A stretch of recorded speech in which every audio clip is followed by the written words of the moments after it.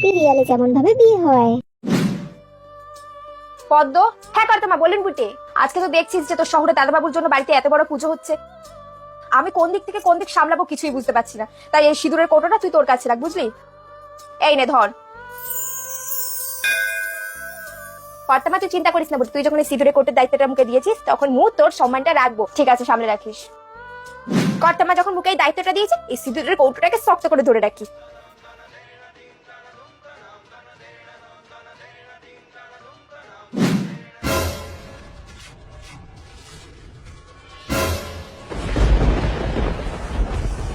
দাদু ভাই তুমি এটা কি করলে? বাবু তুই এটা কি করলি? ঠাকুরপো, ঠাকুরপো তুমি এটা কি করলে? শহরে দাদা বাবু এটা কি করলি বুটে? What's happening guys? দাদু ভাই তুমি বুঝতে পারছো না যে তুমি কি করলে? তোর হাতে ধাক্কা লেগে মোর স্মৃতি রাঙিয়ে গেল। তোমার হাতে ধাক্কা লেগে সিঁদুর উড়ে গিয়ে পদ্ম স্মৃতিতে পড়েছে।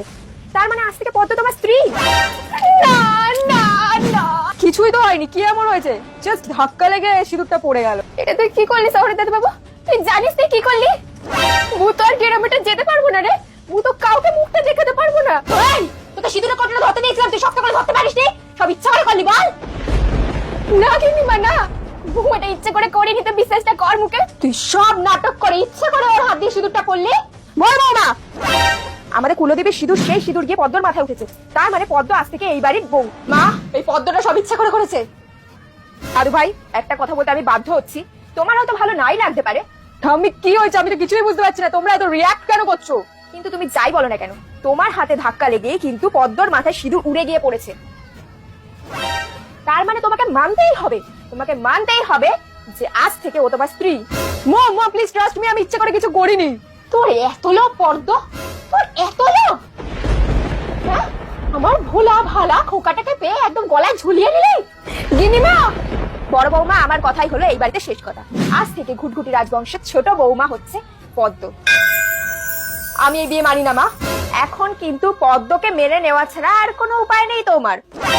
কারণ পদ্ম স্মৃতিতে সিঁদুর যখন একবার উঠেই গেছে, ও এখন এই বাড়ির বউ, এই ঘুটঘুটি রাজবংশের ছোট নাথ বউ। চাল চুলোহীন একটা মেয়ে যে ছোটবেলা থেকে আমাদের বাড়িতেই বড় হলো, সে নাকি আমার ছেলের বউ। দেখেছে বড়লোক বাড়ির ছেলে, তাই গলায় একটা ঝুলে পড়লি। বড় বৌমা, এই বাড়ির কর্ত্রী আমি, আর আমি এখনো বেঁচে রয়েছি। আর আমি যতদিন বেঁচে রয়েছি আমার কথা শেষ কথা। আমাদের এই ঘুটঘুটি রাজবংশের ওই 7 দাহুরি হাটটা, যেটা আমি তোমাকে তোমার বিয়ের সময় দিয়েছিলাম, সেটা এখনই খুলে দাও। কেন মা, এই হার আমি আপনাকে কেন দেবো? কারণ এই বাড়ির যোগ্য পুত্রবধূ চলে এসছে, তাই ওই হারের মালিক এখন পদ্মই হবে, তুমিও না বা অন্য কেউ না। না মা, এই হার আমি আপনাকে দিতে পারবো না।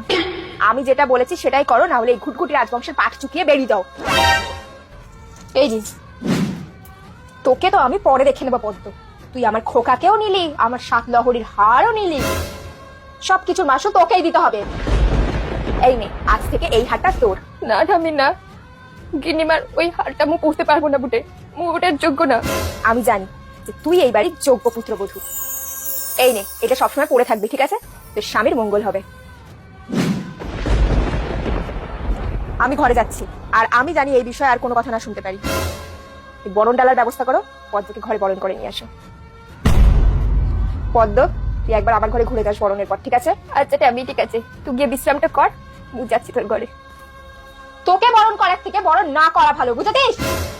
যা, চা পারবি করে নে, আমি তোকে কোনো বরণ টরণ করতে পারবো না। মা, আপনি জানেন না, দাঁড়ান। জানি না মুঠো আমি সম্মানটা রাখতে পারবো কিনা, এই হারের মর্যাদাটা দিতে পারবো কিনা।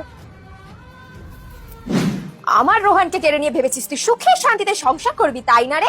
আমি ভেবেছিলাম এই ঘুটঘুটি বংশের বউ হয়ে ঘুটঘুটি বংশটাকে হাতের মুঠোয় নিয়ে এক আঙ্গুলে নাচাবো, কিন্তু সেটা তো কোথায় হলো? সেটা তো কিছুই হলো না। এই মাঝখান দিয়ে এই মেয়েটা এসে সব বানচাল করে দিল। এবার তো আমি তোকে ছাড়বো না, কিছুতেই ছাড়বো না।